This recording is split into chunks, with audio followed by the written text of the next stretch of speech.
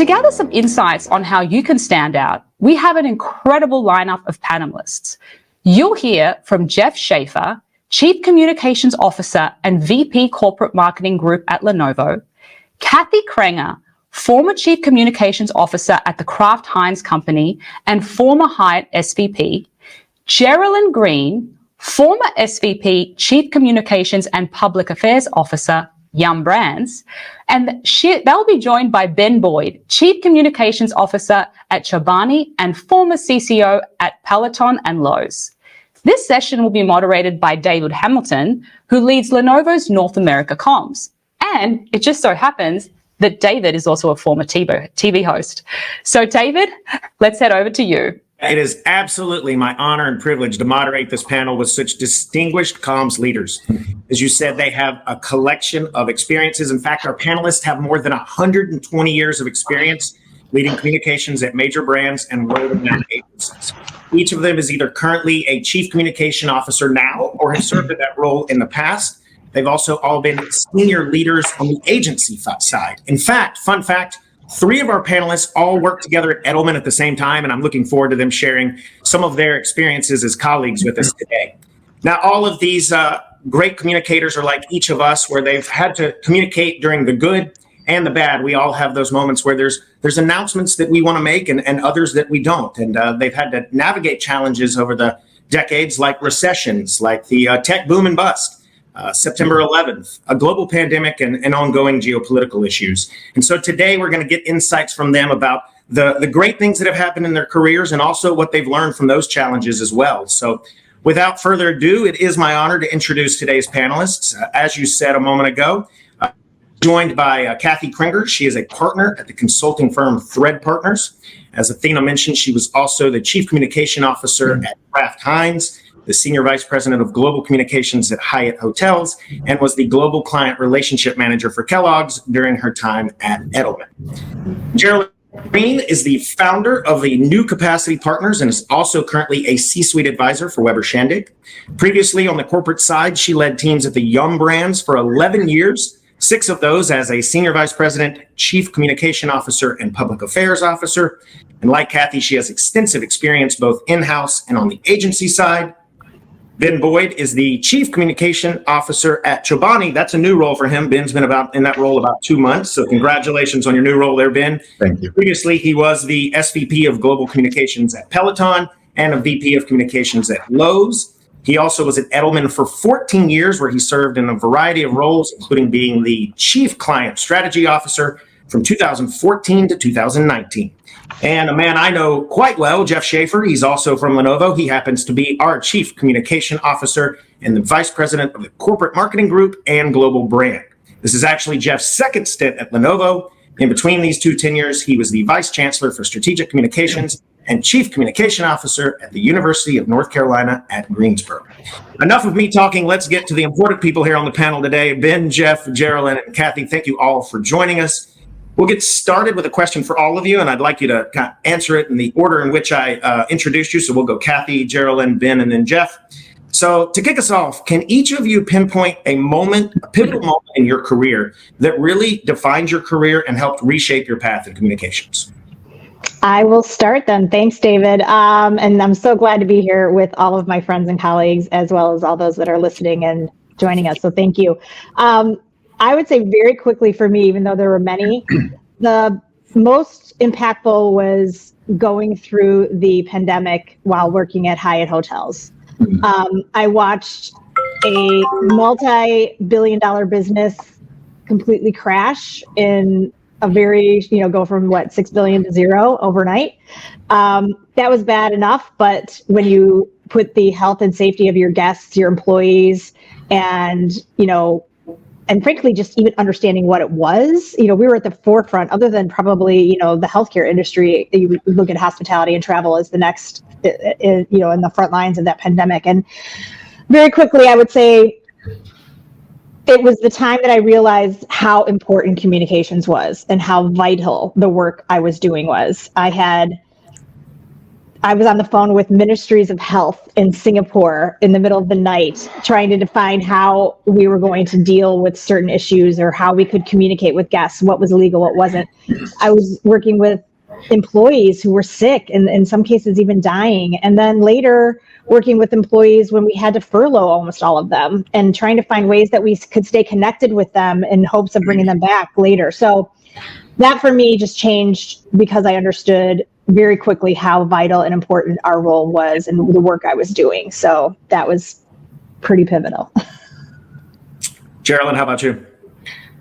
Yeah, the pandemic was an amazing time to realize the impact of all of our work. For me, I reached back in the time capsule a bit to when I made the transition from working at Edelman going over to Yum Brands to being in-house. So prior to coming to Yum Brands for 15 years, I worked as a management consultant in NPR agencies. And what I loved about that work was the variety, working across geographies, clients, learning everything from how to manage communications in a cash flow crisis to building an employer brand or a merger and acquisition, all the things that you learn when you get exposure over those time periods. And when I started to open up to the possibilities of taking a new direction in my career, Yum Brands came along. And not only did I join a team of a lot of different experts with varied expertise in communications, but also a CEO and a chief communications officer that really valued it. So the bar was really high.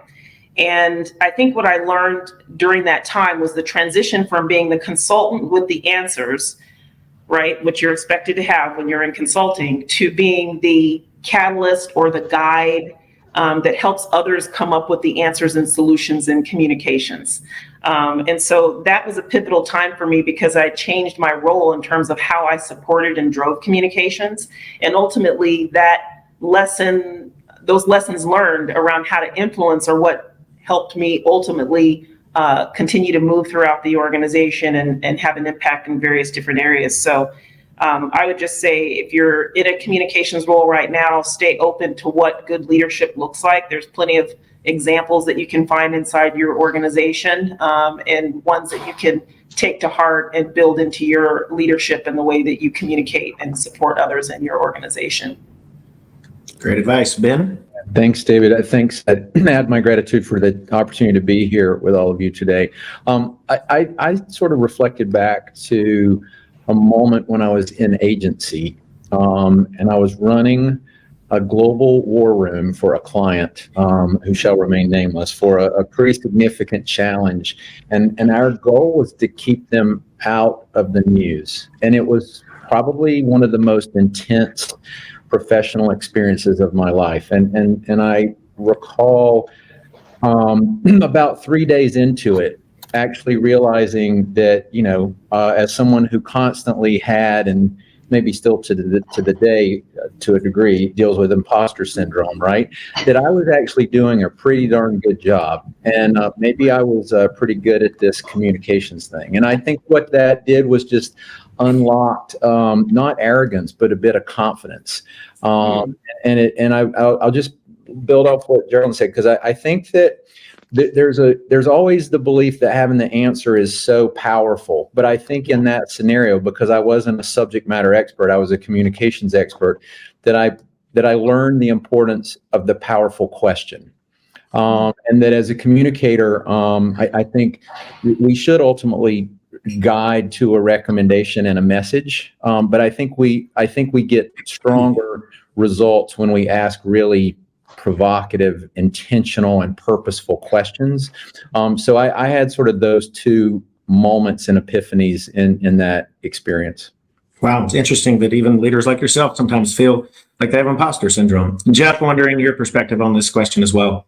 Sure. Speaking of imposter syndrome, thank you for the segue, David. It remains to be seen whether this panel is also one of these big inflection points, but I'll actually go back. I joined Lenovo in 2007, and my job was executive director of global internal and executive communications. So I think that's probably what a lot of people in this audience are. And what ended up happening, I was here for about a year. And they changed CEOs. A guy named Bill Amelio left, and Yun-Ching Yang, who's still our current CEO and chairman, came in. And when the CEO leaves, oftentimes the head of communications leaves. That's a job that's deeply connected. And so Bill left, and my boss at the time, a guy named Reed, he left as well. And they gave me the job as the acting VP of communications at Lenovo. And there was another guy here who had 20 more years of experience at the company than I did. But what I think is important about this, and the reason that it fits as an answer to the question, especially for this crowd, is I got the job because I was the writer for the president of the company, and I was the writer for the CEO, Yunqing Yang, of the company. That's a powerful position. You create this really intimate relationship. You become somebody they lean on. And frankly, the job of making really smart people sound as smart as they think they are is often a pretty good one. And so what I would say to the group out there, especially the internal comms group out there, is, the lesson for me was embrace this role you have as the writer. That's a powerful skill. It's a skill that a lot of people don't think they have. And it can be a tremendously useful, tremendously marketable one in a situation like that. So that would probably be the one for me that took me from internal to the rest of this craziness. And that's a great insight, because not only learning to be a good writer, but also to write in that person's voice and make it sound like it's coming from them. Yeah. My next question is for Jerilan. You spoke about your experience on the agency side and then went over to the corporate side. Obviously, both of those, you served in multiple strategic communications type roles. So speaking of strategy, what are some non-negotiable strategies that you've relied on in your career to orchestrate successful communications? And I know at all times we all have to pivot. So also, how do you pivot when the initial feedback says, okay, maybe we need to take a different approach? Absolutely. I operate from the perspective of how do I stay agile no matter what the challenge is, and not just myself, but also the team. So there's two principles I operate by. One is deep listening, and the other one is shared interest. Deep listening is based on something we all know, right? Know your audience well. But many times when we're in communications, we have to act fast. We have to come up with quick options to consider. Sometimes we're acting over time. It just depends. But if you're listening along the way for the audiences that you're responsible for, or even the ones you're not, right? What are the insights? What are the analytics? What are the trends impacting that audiences? What are the personas that matter? What are the questions they have on their mind? What observations do you have about the environment? If that's kind of an always running process, either for you individually or you have a scanning process within your team, when there comes time to make a decision for communications for the business, you can be a source for insight around that, and your advice and counsel will be better. So the deep listening is very important. And many times the first part of making changes. On the shared interest side, as communicators, of course, we always have a lot of work to do. I love the fact that when you said writing, Jeff, we all were like, yes. Right? We always have a lot to do, but our role is influencing. And even that writing role, especially that you described as an influencing role. And so a lot of times, even beyond the work that we have to deliver ourselves, you see something that needs to change, either in your function or the organization, but you don't have the power to say, or just to get it done on your own. You have to work with people, right? So it starts with listening to know where people are, and then bringing those solutions that reflect everybody's interests, but can help the organization move forward. The one quick example I'll give is when I first started at Yum in 2011, we had an observation that we had a lot of fragmented ways of reaching employees. There were just too many around the world as a global organization. And then internally and externally, we wanted to be more joined up. And so we listened, we did all that work across the full organization, and we came up with this idea called global connectivity. That was the shared interest that impacted how we set objectives, the channels we had, the ones we walked away from, the technology investments that we made, how we even thought about how to advance our narrative and our messaging and ultimately support leaders. So rallying people around that point helped us really figure out how we were going to modernize communication. Great insights. Yes, deep listening, shared interest, and I think another thing that we can all agree upon is the importance of inspiring your teams. So, Jeff, my next question is for you. You and I both work at Lenovo. We are a company that makes innovative technology products. So, as communicators, we also want to try to be innovative, creative, and tell stories in unique ways. So, how as a leader do you ensure that your teams not only align to the corporate mission, but still enables them to be creative, think outside the box, and really kind of push that envelope when it comes to creativity and innovation? Yeah, David, I think, probably a lot of us face this tension of, creative ideas aren't grounded in the business, and ideas that are sort of designed for the business and to sell things are never creative or interesting. And trying to sort of figure out the balance between how do we do things that help the business that are also creative and interesting and, occasionally even fun, is kind of a challenging thing to do, especially as you sort of move up in your conversations in the organization where, there tend to be a lot of interest around the return on investment on things. And you might decide, rather than being creative and putting the effort into figuring out what the return on this thing's going to be, let me just go do the easy thing, the thing we've done before.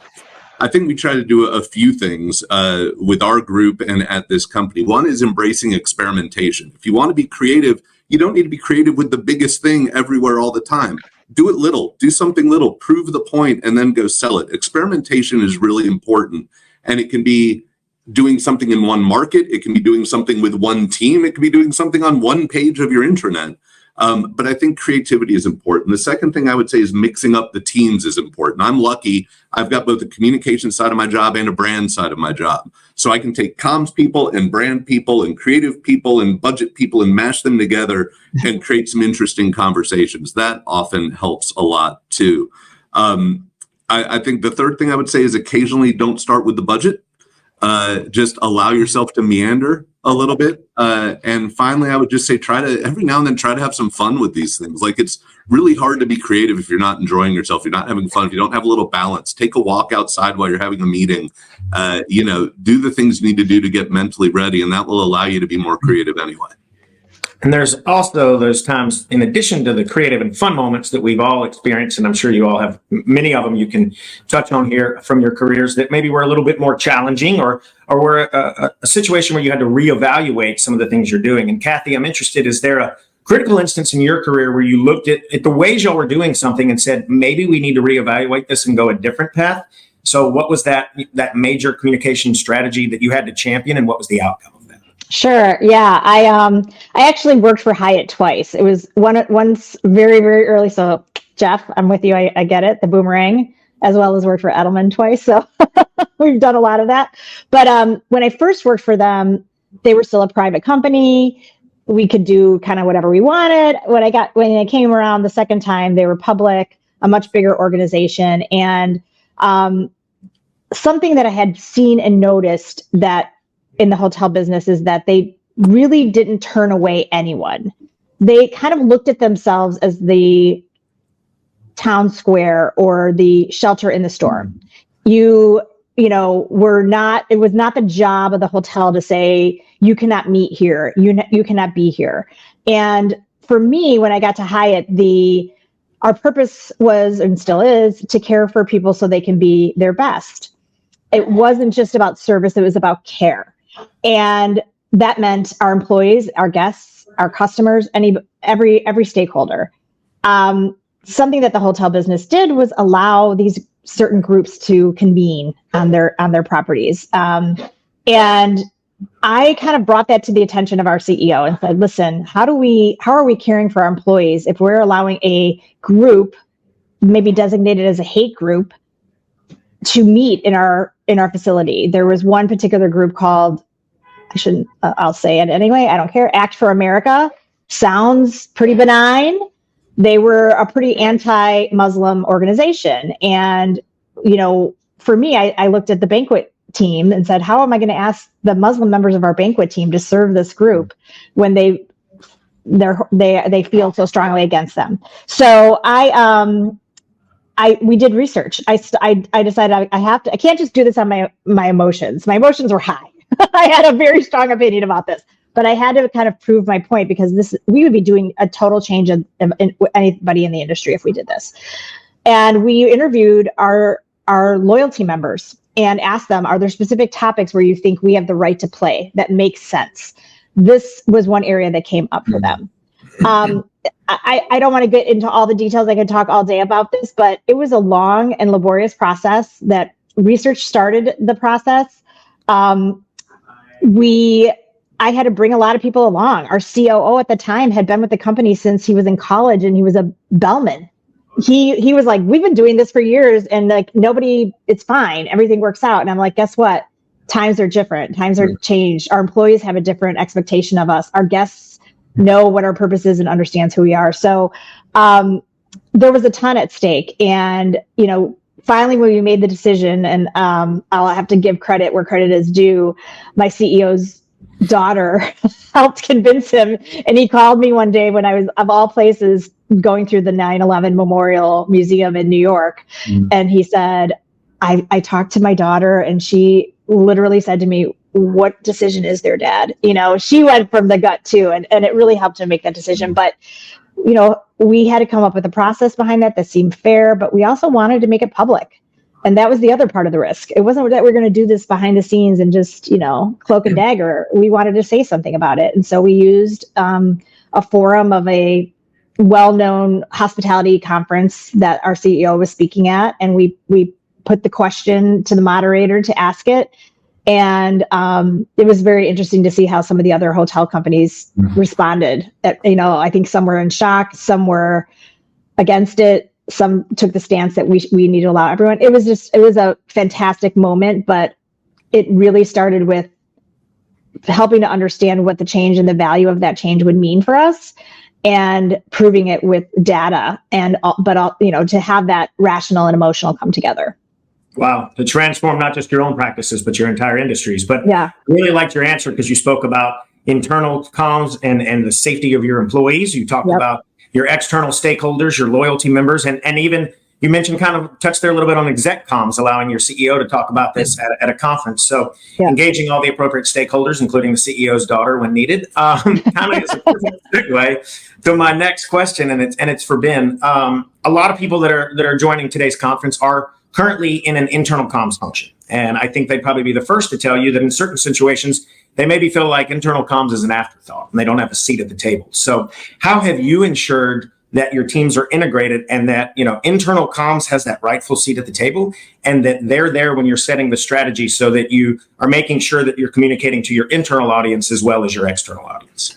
Yeah, thanks, David. And Kathy, what a great story and what a great example of kind of just how a brand can lead from the front. I think that, that's too rare in our world. I feel very fortunate to work at a company where that's how we move through the world as well. I think too often, certainly internal comms feels left out. I think brand comms feels left out. I think corporate comms I think everybody that kind of has the I'm left out syndrome. And I would argue that I agree. I think internal is too often under-resourced. That's one of the things that I said when I moved in-house is I would always double down in terms of the time, attention, and prioritization that we brought to internal. Who is a better brand advocate than an employee?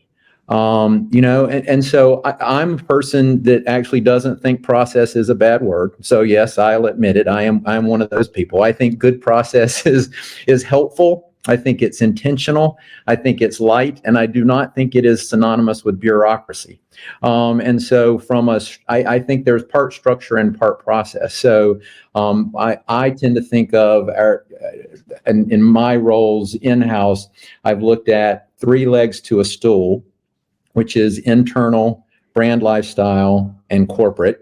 We can define those sub-buckets however we want to, and there's certainly some functional expertise that sit within those, so I'm not here trying to leave anyone out. But I've also really leaned into sort of a 4th horizontal pillar that rides underneath those, and I call that editorial and content strategy.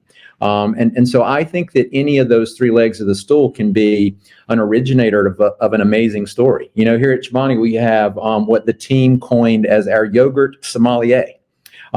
She is a full-time employee that tastes every batch before it goes out to make sure from a palate standpoint, from a mouthfeel standpoint, that it meets our standards, which are pretty high.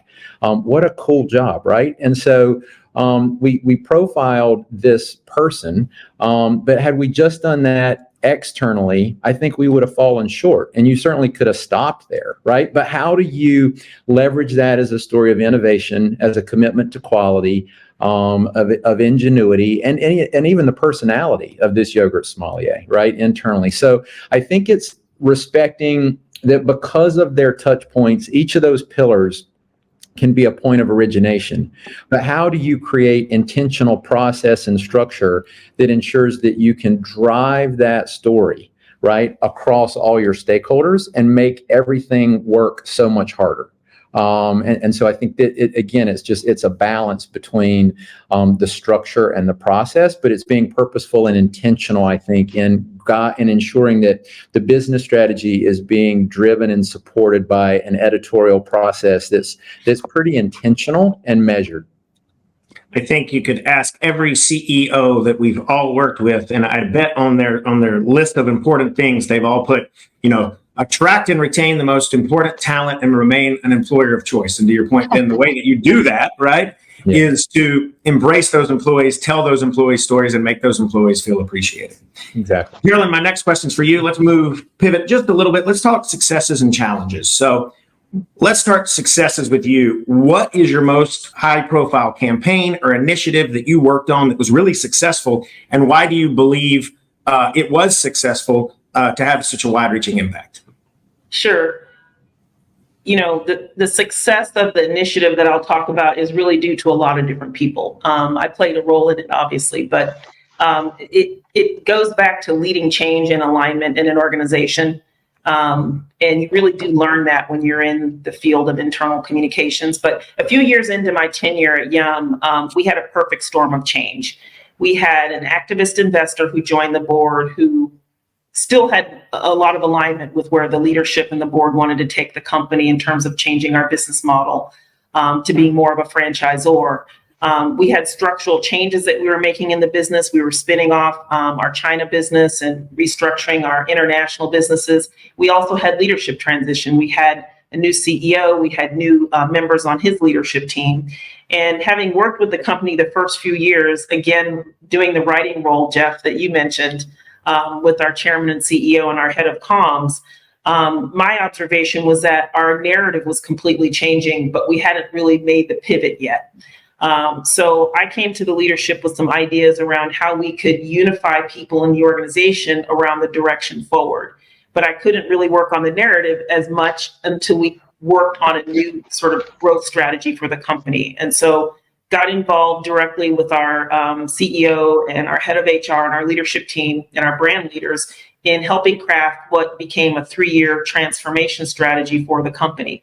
And it's really the basis of those things that we did then are still what the company's operating on today with obviously some important tweaks. But there was a lot of collaboration involved. The strategy that we worked on, was the strategy, but also the communications, and it affected everything from how we would grow, how we would build our brands, where we would invest, how we would allocate capital, how we led change, and an overall mindset shift within the company. And at the end of that 3-year period, we met our financial targets. We had a laser focus on the different multiple stakeholders that were involved in the change, whether it was investors, franchisees, employees, customers.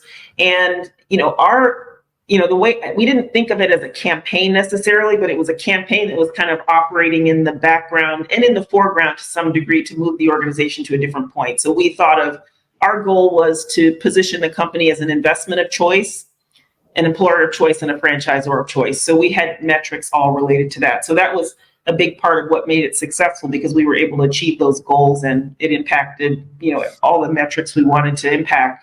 I think, with every success, there are challenges. And with the massive change, we really had to give ourselves room and patience to perform, as there were a lot of different moving parts in the company. And also time for people to distill, how's the change impacting me? And then what do I need to do for the organization? Because those two things were happening at the same time. And as we all know, everybody is focused when there's change on what's in it for me. And we had to really focus on that at the same time.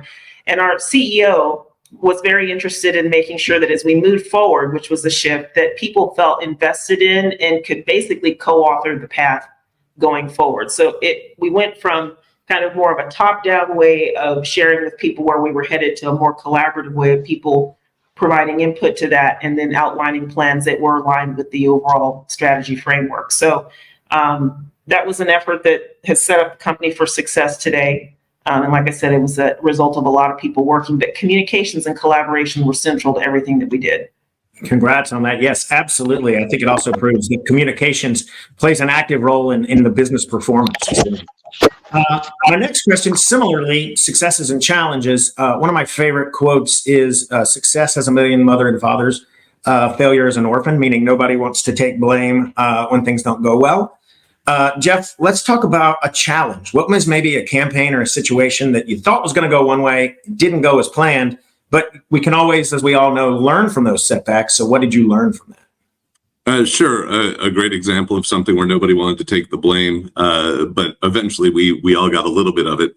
And I'll try to make a very long story short. It's kind of an issues management story, but the net is 8 or 9 years ago at Lenovo, we had a piece of software that was on our computers that we put there that created a big security problem for us. Essentially, tens of millions of computers were exposed to a security threat that was not that difficult to exploit. We found out about this. It started about 7 o'clock in the morning with a phone call to me from a trade magazine in Australia asking about this security issue. I checked with our technology guys. We were told it wasn't a security issue. It's just an annoying piece of software that does some advertising stuff. By the end of that day, there was a blizzard in Raleigh. So I ended up at home during the blizzard with no power, plugging phones into old ThinkPads, looking at our website that had been taken over by a hacker group called Lizard Squad, with a girl sitting on a bed listening to Metallica instead of Lenovo.com, and trying to figure out how to get us out of this gigantic security mess that had us pitted as a sort of incompetent, evil Chinese company trying to steal everybody's information. So it's a bit of a bad day. Ultimately, we did an okay job of getting it dealt with. But the reason I tell the story is it was our fault in a few different ways. One was the decision to put this piece of software on there. That's not one that I can get into. But the second one was we got the answer wrong on that first phone call at 7 a.m. And that's what caused the whole problem, is that we thought, because we talked to the experts internally, and actually to the point you just made, maybe people who didn't want to take the blame for something that looked like it was about to go out of control, and got a bad explanation. Well, my job was to take that bad explanation, phrase it up right as the writer, and deliver that bad explanation. And within about an hour, that bad explanation had so many holes poked in it that we now came across as being dishonest, as being evil, all those sorts of things. And so to wrap up the story a bit, the reason I want to share that is get it right. Be accurate, give up a little bit of speed. We were so caught up in getting an answer out fast that we didn't do the job of getting the answer right. And that created 1,000 times worse situation than had we just said, you know what, you're right. Thanks for flagging it for us. It's a security issue. We're going to take care of it. We will send out the patch, etc. And it was a horrendous situation. So what I would say, as far as in terms of what makes things fail or that sort of thing, is get your information right, get your facts right, have your plan right. And if you have to sacrifice a little bit of speed to do it the right way, sacrifice a little bit of speed to do it the right way. I'm going to have to go back. I'm moderating the panel right now. I'm going to have to go back and rewatch this later, because you've all given such great things. And I want to write down all the stuff you're saying. You're giving everybody in the audience just such great information. So thank you for that, Jeff. Absolutely. Always get it right before getting it with speed. We have about 5 minutes left, so I have about 2 questions left. The first of the questions is, this one's both for Ben and Kathy. I looked at your LinkedIns, and as we noted at the very beginning of this panel, all of you have had a variety of roles. You've all climbed within an organization. You may have perhaps taken a lateral move at some point, or you may have changed employers. So what factors did you take into consideration when you decided it was time to change jobs, either to change a job within your current employer or to go look elsewhere? So I'll go to Ben first and then Kathy. Yeah, I would love to tell you that when I went to college, which is so long ago I can barely remember it, that I knew exactly what I wanted to be when I grew up. I got really fortunate to kind of fall into a path, and I wasn't sure it was the right path. And so early, and I have no idea where this came from, I sort of developed a mental scorecard, and I kind of had to be honest with myself and sort of have a little bit of a mental check and balance around 3 fundamental words that drove my scorecard, right? And so I've managed my career around, am I rewarded, am I respected, and am I challenged?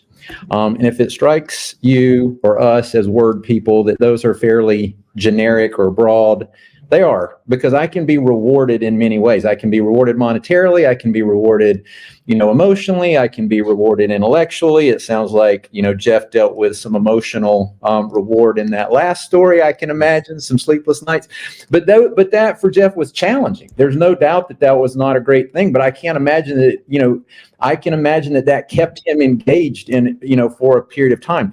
I think that when one of those things was out of whack for me, I first said why. And most importantly, I have always believed that it was my job and not my manager's job to flag that something was out of alignment, and how could I suggest ways to get it back in alignment. I stayed at Edelman for well over a decade because I really reinvented myself 5 times there. And I reinvented myself. Edelman didn't reinvent me. I went to leadership with ideas about what could be done, what needed to be done, and I was fortunate to be given those opportunities. So I think know what matters to you. For me, those were the measures. Be honest with yourself, and that can be hard and challenging. And then just have the courage to go to leadership when it's not right, knowing that the right answer might be it is time for a change. And then have the courage to kind of lean into that reality, because I think it's somebody said be open to what's next, right? And so I think it's just an openness, because there's a next, right? There's absolutely a next. I could have never told you that I'd be here, wearing this Chobani shirt, and I'm incredibly fortunate that I feel in many ways this is what my next have added up to, and so that feels really good. But it's not been easy, and it's not easy. Kathy, do you have similar thoughts, especially as someone who's a boomerang, as you mentioned, that was at a company? Yeah. What? Yeah, really, really quickly. I was going to say same then, same. Reinvented myself, a lot of Edelman. It was incredible opportunities. I think I'll just quickly say at Edelman, being a private company, it was very entrepreneurial as we were all growing up and going through that organization. And I was lucky to go from being a communicator and a client manager to creating a whole new agency, a conflict agency. Twice I did that, not by myself at all, but it was, you don't have that opportunity very often. For me, so I had those great boomerang and excellent opportunities to grow and change at Edelman. I got to a point there where I think I felt like I have to start being more open to what might be next that isn't here. And it was more about listening for, like, Jerilan, I think you said that earlier, like also listening to myself. And this is like super hokey, but when Hyatt came knocking, I was like, I'm supposed to be there. I was there a long time ago when I was a young child. This is kismet. But it kind of was. And I had all of these tools of things that I learned and done at Edelman that made me feel that this was the right time to do it. And it just felt, I know that's not such a great answer, but it was like one of those things where I felt like I had kind of peaked in one place, and this is a challenge of something I hadn't done yet. And I wasn't willing to just say, oh, let's stay in my comfortable little place. I was like, let's try something new. Let's do it. Let's go for it. So I think that is a big part of our jobs, being uncomfortable or being comfortable in the uncomfortable, right? And so some of that is about yourself too. And that's really great, Kathy. Yes, absolutely. I think the overarching theme of our panel today has been accept the challenges when they come to you, no matter what that challenge is, whether it's part of your existing role or maybe the challenge is changing roles. I want to thank you all for your time today. Ben, Jeff, Kathy, and Jerilan, you have all given us great insights, and I know everyone that is watching this panel is very grateful for the information that you shared, and we'll put it to practice in their own careers. So thank you all for taking time out of your day to join us, and we'll turn it back over to the studio.